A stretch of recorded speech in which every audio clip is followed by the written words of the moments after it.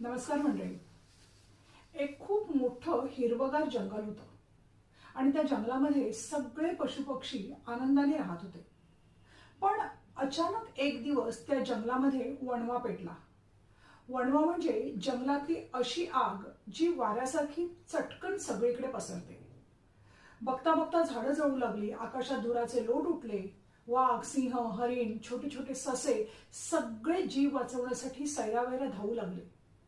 सगळीकडे एकच गोंधळ उडाला. पण या सगळ्यामध्ये एक चिमुकली चिमणी मात्र काहीतरी भलतंच करत होती. काय करत होती ती चिमणी? ती चिमणी उडायची, जवळच्या तलावावर जायची, आपल्या इवल्याशा चोचीमध्ये पाण्याचे एक दोन थेंब घ्यायची आणि थेट त्या धगधगत्या आगीवर नेऊन टाकायची. पुन्हा तलावाकडे, पुन्हा आगीकडे. तिची धावपळ थांबतच नव्हती. आगीच्या झळांनी तिचे पंख भाजत होते, धुरामुळे तिचा श्वास गुदमरत होता, पण ती अतिशय जिद्दी होती. ती काही हार मानत नव्हती. जवळच एका सुरक्षित कुंपणावर काही कावळे बसले होते. आरामात बसून ते आगीचा तमाशा बघत होते. चिमणीची ही वेडी धडपड बघून ते हसू लागले. त्यातला एक कावळा ओरडला, "ए चिमणे, वेळ लागले का ग तुला? तुझ्या त्या चोचीतल्या एक दोन थेंबांनी ही डोंगरा एवढी आग विझणार आहे? का उगाच जीव धोक्यात घालतेस? गुपचूप कुठेतरी पळून जा आणि स्वतःचा जीव वाचव." चिमणी क्षणभर थांबली. तिच्या डोळ्यामध्ये एक वेगळीच चमक होती.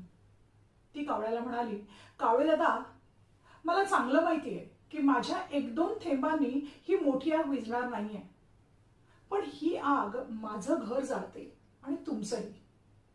उद्या जेव्हा या जंगलाचा इतिहास लिहिला जाईल ना, तेव्हा माझं नाव आग विझवणाऱ्यांच्या यादीत असेल आणि तुमचं नाव तमाशा पाहणाऱ्यांच्या यादीत."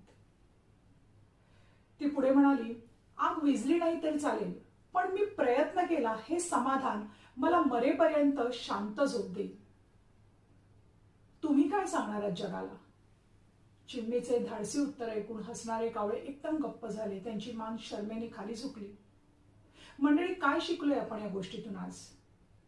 आपण जे काम करतोय त्या कामाचा निकाल काय लागेल यापेक्षा तुम्ही किती मनापासून प्रयत्न केलेले आहात ते महत्वाचं आहे. आपल्या आजूबाजूला असे अनेक कावळे नेहमीच उपस्थित असतात, तेव्हा अशा या कावळ्यांकडे दुर्लक्ष करा.